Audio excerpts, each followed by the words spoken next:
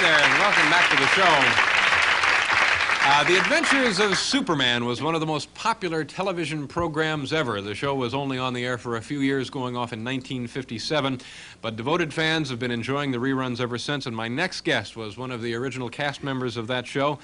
He appeared in all 104 episodes as Jimmy Olsen. Please welcome Jack Larson.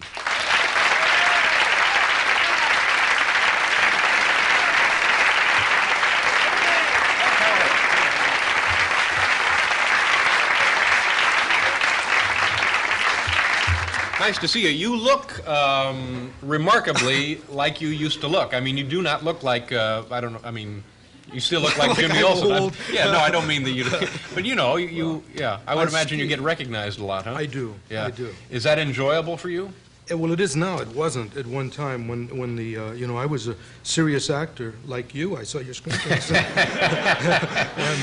and I did the Superman show after doing several films at Warner Brothers, and when the show came on the air, of course, I progressively got typed and became Jimmy Olsen. Mm-hmm. And at that point, it wasn't enjoyable for me. I was, to put it mildly, first hysterical, and then I became a hermit. Yeah. And I wouldn't do anything. But then years later, when I gave up acting. I felt I was so typed when the show went off the air and George died. And I became a writer, and when my work began to have openings in New York and such, I'd be asked to appear, and I wouldn't, because I didn't through the years. But when I finally did, really only a few years back, and people enjoyed seeing me, and the sky didn't fall on me because they said Jimmy Olsen is a serious writer now, I've enjoyed it, yes. Yeah. At the time, did you have any idea what you were getting into, or was it just another job, so you thought? No, I didn't have any idea what we were one of the first series filmed, and nobody knew even that the shows would go on the air. And I'd been under contract to Warner Brothers, and I was asked to do this, and I wanted to get back to New York. I was crazy about the theater, and so people said to me, look, if you don't want another stock contract and you want to do something, do this show, nobody will ever see it. Take the money and run, and I did. And I ran right to New York, and then the show went on the air, and I was Jimmy. The show was never a network television program, was it? Well, it first went on really ABC, but it was run by the Superman people, who became Warner Brothers now, and was sponsored by Kellogg's.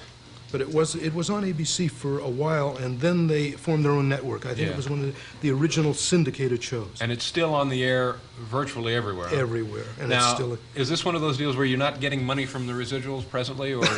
It's one of those deals. Yeah. Was it a fun show to do? I mean, it was such a solid, and still is, hit. It looked like it. Well, was it? It was wonderful to do, and one of the wonderful things was George was so funny to work with. And however he comes, when I see the shows, well, people often ask me, how did you keep your sense of humor on the shows? Why are you so buoyant and such? And it was hard to keep from laughing with George, because he was just very funny all the time. For instance, when Jimmy would ever be, I'd be tied to a chair with a bomb at my feet or something, and George would be prepared to come through a wall, and before the scene would shoot, suddenly George would appear around the corner of the set, and he'd blow me kisses. And he'd say, don't you worry, Super Boo's going to save you, through the wall. And so, of course, I'm laughing when he saves me, because it was hard not to. Did anybody ever get hurt?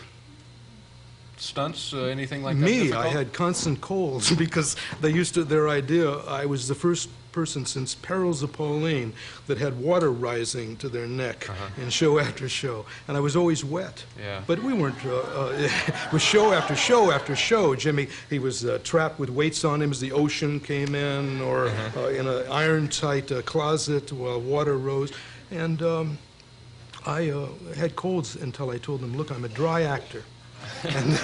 and quit this. We have some film, and now this is not actually from the series, is it, no. Jack? This is it's a public service film for the United States Treasury Department, made in 1953, and it's entitled Stamp Day for Superman. Do you remember this at all?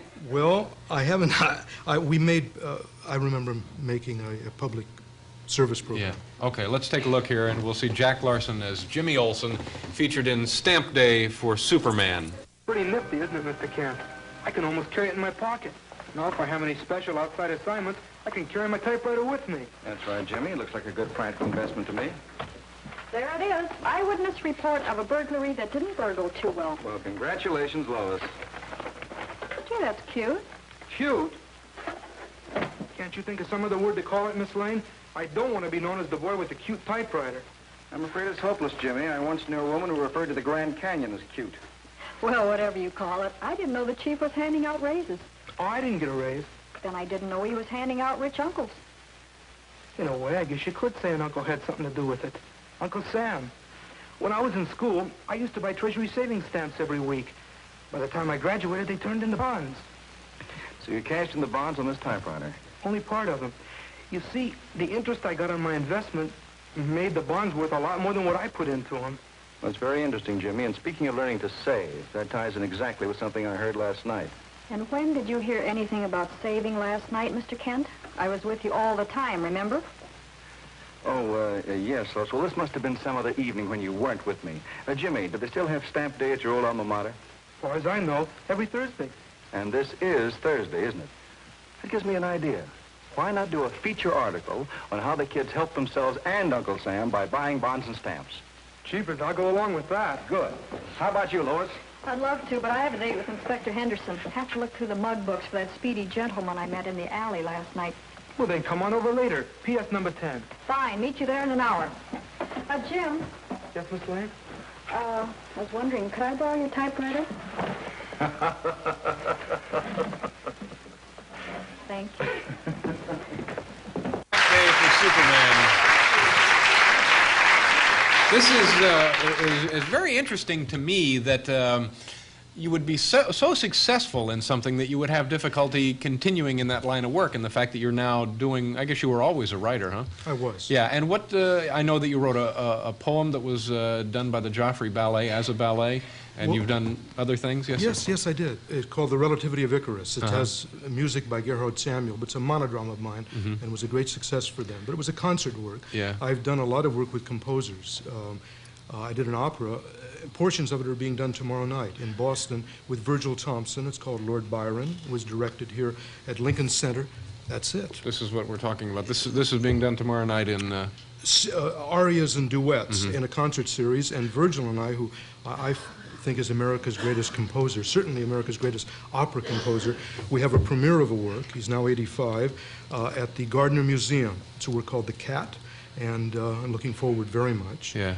But I wrote plays and was early off Broadway, but they're verse experiments. But I was writing when I did Superman, and then sometimes I don't know really why I quit acting. I just felt typed, and I felt that except to do another television series, which is the only thing I never would do again, and there was no crossover, you know, at that time. Yeah. You were in television. That's right. You were in television, and now there's crossover. John Travolta, who did Urban Cowboy, that I'm part of that film company with Jim Bridges. He crossed over, you know, he's a movie star and people do. But at that time you didn't. You were in television. I don't, maybe this is uncomfortable for you, maybe not. I'm going to ask regardless, and you determine if it is or not. The star of the show ended up, I believe, killing himself, did he not? He did. And was that as a result of just the situation you described, that it was difficult to get out of the casting, or was it other problems?